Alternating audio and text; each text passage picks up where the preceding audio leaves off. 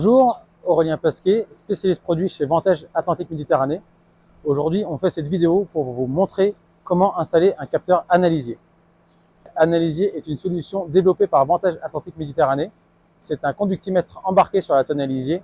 Il permet de mesurer la richesse du lisier en NPK pendant le transport pour connaître sa valeur nutritive au moment de l'épandage. On va décrire le contenu du pack.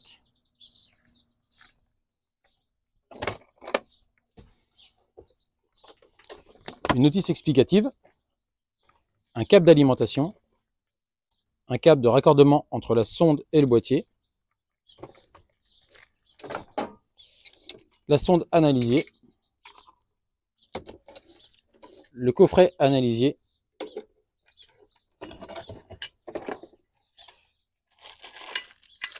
la boule pour s'installer sur la tonne analysier, de la visserie, un support de connecteur,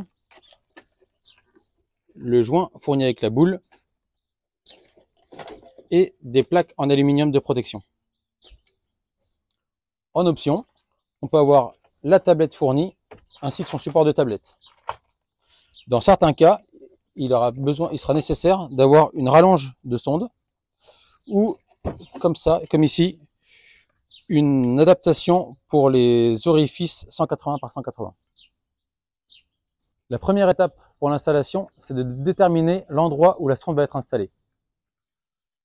On a une machine ici. Ce qui est important, c'est que la sonde ne soit pas trop bas en de la cuve pour pas qu'elle ne contrôle que le dépôt. Il ne faut pas qu'elle soit trop en haut de la cuve, car il ne faut pas qu'il y ait d'air au moment de l'analyse. Au milieu de la tonne, c'est parfait. On a l'habitude, chez Vantage, de les installer sur des orifices, comme ici, qui sont disponibles souvent à l'avant de la tonne et en 150 par 150. Cas pratique sur cette machine, en ouvrant la trappe, on voit finalement que c'est une tuyauterie à l'intérieur. Et donc c'est un tuyau qui va vers l'arrière de la machine. Dans ce cas-là, il ne faut pas installer la sonde, car le lisier qui sera mesuré ne sera pas représentatif de la machine. Nous allons donc installer le capteur sur cet orifice. Pour l'installation, on va insérer tout d'abord la boule, ensuite les plaques de protection qui vont aller sur les mêmes vis, et ensuite il faudra installer ce support de connecteur. Pour plus de facilité, le support de connecteur, il est mieux de l'installer avant les plaques, sur la plaque avant les plaques. Il est intéressant aussi de l'installer horizontal pour éviter toute entrée d'eau dans le connecteur. Voici le résultat. Un exemple de résultat avec le support de connecteur et le connecteur tout monté.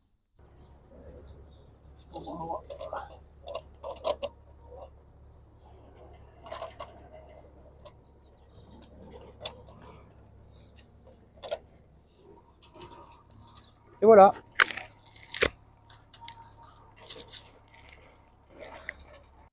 Il reste le plus simple à faire pour la partie sonde, l'insérer dans l'orifice.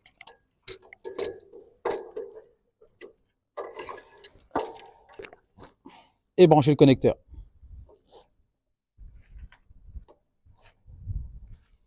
Il est maintenant venu le temps de poser le boîtier. Il est monté avec des aimants, donc il va venir se coller sur la tonne à lisier. On va naturellement le mettre à l'avant de la tonne pour pouvoir visualiser les voyants depuis la cabine. On a mis le capteur plutôt centré sur la tonne à lisier pour éviter les projections depuis les roues du tracteur. Aussi, naturellement, il faut que les connecteurs soient vers le bas pour éviter les infiltrations d'eau et éviter les projections de Karcher. Il faut maintenant relier le câble de la sonde directement au boîtier qu'on a mis à l'avant de la machine. Attention au passage de câble, évitez les endroits trop tendus où le câble pourrait être arraché. Le connecteur 1 correspond à l'alimentation.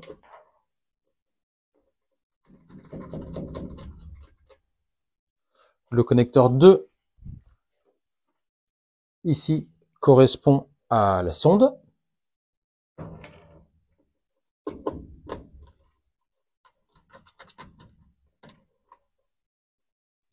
Le connecteur 3 ici correspond à un capteur auxiliaire pour, par exemple, déterminer l'ouverture ou la fermeture de la trappe principale.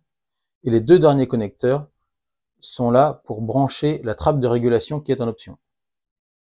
Maintenant, on va chercher une alimentation sur la machine. On a retiré le couvercle qui protège la partie hydroélectrique derrière lequel on trouve souvent une alim 12 volts.